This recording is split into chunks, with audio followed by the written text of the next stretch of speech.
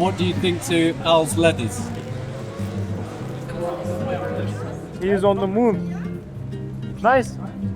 Nice leather.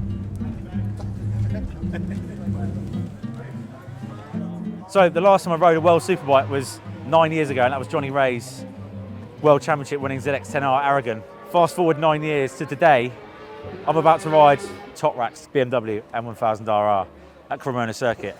Excited is an understatement. However, there's a danger of rain and I'm about to poo my pants. So without further ado, let's go.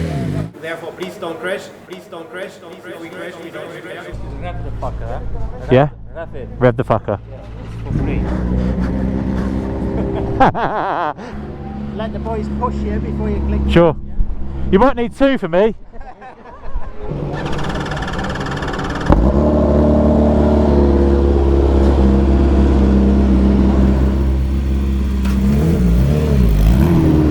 Oh, here we go then. Here we go. This is the main event. This is what we've all been waiting for. Hopefully the rain doesn't come. Hopefully it's just me that comes. Oh my god, this thing sounds ridiculous. Oh my god, this is weird. Jesus. There's no engine braking. Toprak is a world champion, a factory racer. I used to work in a cheese factory and that's about as similar as it gets. This is an aspirational oh my god trip and I'm bringing you along for the ride, not a dynamic review of a bike that's built for a champion.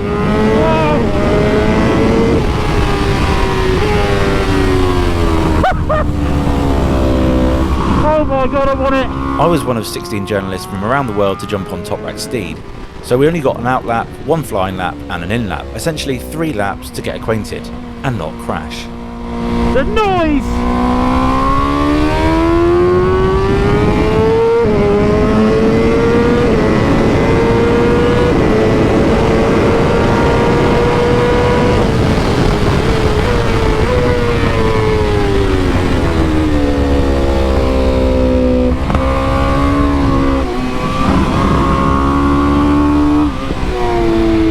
Wow.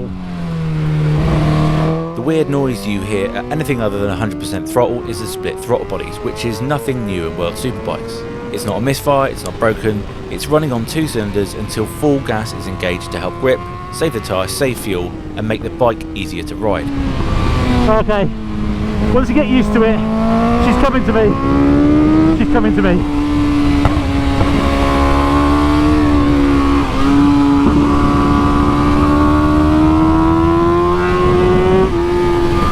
I mean, needless to say, it's soft as fuck with me on it. Given the electronics evolution, some pro racers grab up to 20% initial throttle from close to open, which is an astonishing amount just to help the tyre dig in. Oh, the engine braking's so weird. Comes in quite late. And the best thing? Most factory racers feel like prototypes compared to their road-based brothers, and bear little resemblance. This still feels like a standard M1000RR, but dosed on serious roids. Whoa! Whoa, whoa, whoa, whoa, whoa, whoa, whoa, whoa,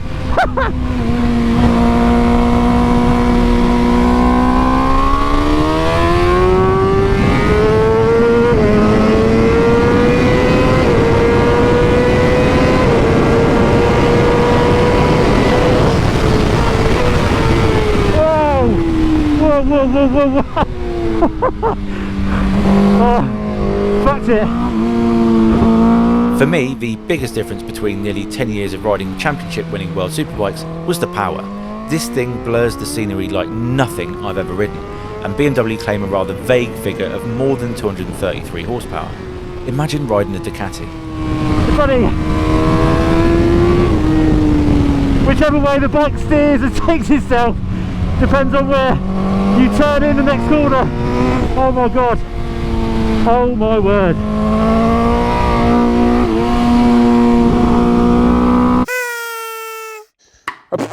Cobweb. Our lives can look pretty glamorous from the outside, travelling around the world, testing the best bikes known to man. And don't get me wrong, that's fantastic, but it doesn't mean we don't need a little bit of help sometimes. That's why I want to talk to you about BetterHelp, which is the paid partner of this video. BetterHelp is on a mission to make starting therapy easier, so you can get the help you need and take the steps to improve your mental health. First, you go to their site. You can use my link, which is betterhelp.com/44teeth. Fill out a questionnaire and you will match with a therapist within a couple of days. You can do it from a computer or a phone call, but I simply use the app on my phone so I can video chat with the therapist at a time and location of my choice. It took me less than 48 hours, which is their usual turnaround time, to be matched with a therapist, and I was set up and ready for my first session in no time. I'm sure you know when we're feeling a bit rubbish, it can be a massive hurdle to overcome and try and find a therapist on your own, but with BetterHelp, it was easy and supportive. No matter how strong we think we are, we all need a little help sometimes. If you are struggling and think you'd benefit from a therapy session, click the link in the description or go to betterhelp.com/44teeth and get 10% off your first month of therapy. Okay guys, back to the video.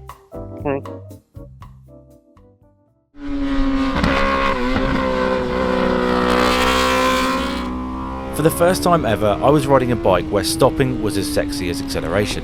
These brakes are insane. As mentioned, the engine braking is a little bit weird because most of the time, Toprak has his rear wheel pointing towards the moon, so the technology only starts to work closer to the apex. Toprak often grabs 22 bar of lever pressure, which is far higher than other pilots. It's so deceiving, the red line's at 14, but actually it revs to like 16. Watch.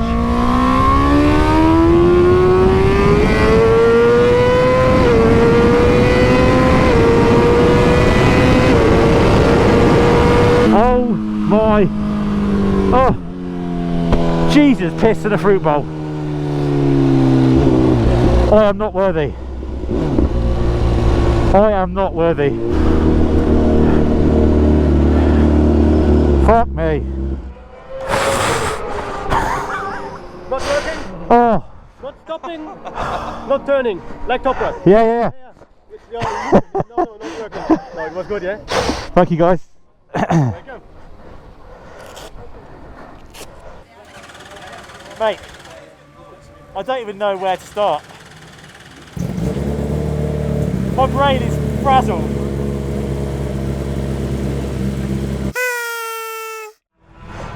Yeah? Oh, yeah, hey, baby.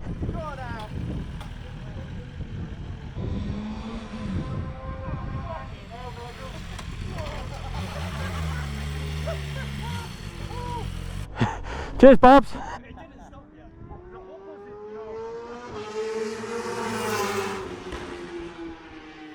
I've just ridden Toprak's bike. I've just got on the back with Toprak and he's done a massive gert stoppy. Life couldn't get much better, really, if I'm honest with you. So my head, I don't know if you caught that earlier, but I got off that bike and my head was just, my brain's still frazzled. I still can't figure out what's going on. The calibration's all out. So just go and have a little drink, sit down and try and gather some thoughts. And I'm about to get run over by Michael Manda. Sorry, didn't see you. Let us too flashy. I revved it like fuck. I did rev it like fuck. Did you? Yeah. I didn't hear it. No? I will check the data. Okay, yeah. This is essentially the bike the Toprak raced up the weekend yesterday, brought it in, and they're giving it to us Muppets to ride today. However, there are some, I wouldn't say obvious, but there are some kind of changes to the bike. Now, normally with Toprak and Mickey BDM, they have corner-to-corner electronics, so they're tailored, all the electronic settings are tailored corner-to-corner. This is a generic setting for Muppets like us to go and ride. Also, the torque curve in gears 1, 2 and 3 has been reduced slightly to save a few high sides probably and accidents in the gravel trap. But gears 4, 5 and 6 apparently is full power, and it certainly feels like it. First thing I noticed, and it's something that I didn't really communicate on the track with the GoPro, was the seat, the pegs are so high and the seat's so low, it feels awkward, it feels really weird. The bike feels kind of flat and almost a bit chopper-like. And it's something that over the years, having ridden a few superbikes, actually you know, you don't need them on the nose. You want grip, you want mechanical grip, and a lot of superbikes these days feel like a chopper. And also with suspension, he's probably 30 kilos lighter, so of course it's going to feel a bit weird. And of course I'm going to go faster on the standard M1000RR because that's just, you know, that's a bike designed to cope for a wide parameter of riders, whereas this has been designed for Toprak'S. So, and I know I said it on the GoPro, but it took me a good lap or two to realise that it's got another 2,000 RPM that the dash says it has. It's like the red line says 14 grand. Oh, no. You've got another 2,000 revs to play. And that is the business end. That is where the bike wants to belong, it's supposed to belong. Look, I mean, we're all in awe of Toprak. We're all in awe of what he does on a bike. And before riding it, I didn't think I could be more in awe. But after riding it and realised the shapes he's throwing, I don't know, might ask him to marry me. And I came in and my brain was a mess, and it still is, to be honest with you. I can't, you know, my little brain isn't used to riding a bike as good as this, and I didn't even tickle the surface of its potential or its ability.